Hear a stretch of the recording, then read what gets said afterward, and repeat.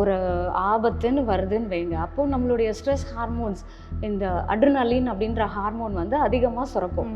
இது என்ன பண்ணும், நம்மளை அலர்ட்டாக வச்சுருக்கோம். பட் அதே நேரத்தில் நம்மளுடைய ரொம்ப பதட்டமாக நம்மளை அந்த இடத்துல ஒரு ஃபைட் ஃப்ளைட் ரெஸ்பான்ஸ் கொடுக்குற மாதிரி தான் நம்ம பாடி டெம்பரேச்சர் ரைஸ் ஆகிறது, பால்பிட்டேஷன் அதிகமாகிறது, பிளட் ப்ரெஷர் அதிகமாகிறது, ஒரு மாதிரி ரொம்ப வார்ம்த்தாக நம்ம ஃபீல் பண்ணுறது, இது எல்லாமே ஸ்ட்ரெஸ்ஸோடைய இது. அப்போ நம்மளுடைய பிரெயினில் we have two type of nervous system, sympathetic nervous system, parasympathetic nervous system.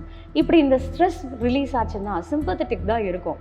Example, ஒரு பாம்பு வந்துருச்சுன்னா எப்படி ரியாக்ட் பண்ணுவோம், அந்த மாதிரி நமக்கு அந்த எக்ஸாம் நேரத்தில் we have stress அப்படின்னா நமக்கு அந்த சிம்பத்தட்டிக் ஸ்டிமுலேஷன் இருந்து நமக்கு அந்த ஹார்மோன்ஸோடைய இதனால இந்த சேஞ்சஸ் எல்லாம் நடக்கும்.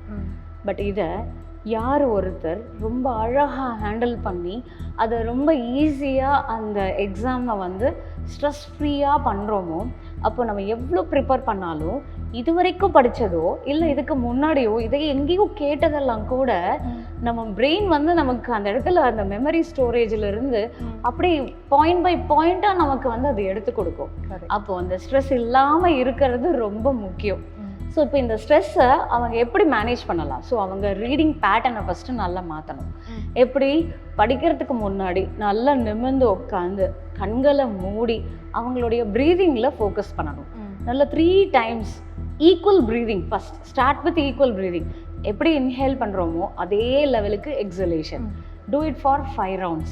திருப்பி அடுத்தது வந்து பார்த்திங்கன்னா ப்ரொலாங்ட் எக்ஸலேஷன் சொல்லுவோம். அதாவது நம்ம ப்ரீதிங் பண்ணுறோம், எக்ஸேல் பண்ணும் போது ரொம்ப ஸ்லோவாக லாங்காக எக்ஸேல் பண்ணோம் அப்படின்னா இது நம்மளுடைய அந்த ஸ்ட்ரெஸ் லெவலை ரொம்ப அருமையாக குறைக்கும். அடுத்தது 3வது டெக்னிக் என்ன அப்படின்னு கேட்டிங்கன்னா டயஃப்ரமேட்டிக் ப்ரீதிங். நல்லா நிமிர்ந்து உட்காந்து we can adapt chin mudra also.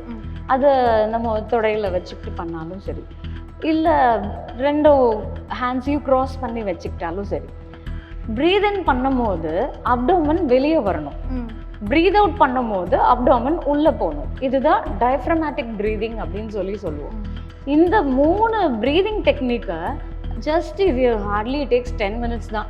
அதை ரொம்ப ஸ்லோவாக அதை அப்படியே கான்சென்ட்ரேட் பண்ணி அதை பண்ணிட்டதுக்கு அப்புறமா உட்காந்து படித்தாங்கன்னா அவங்க இந்த ப்ரிப்ரேஷன் பீரியட்லேயே ஸ்ட்ரெஸ் இல்லாமல் ரொம்ப எக்ஸலண்ட்டாக அவங்களால அதை கோ த்ரூ பண்ண முடியும்.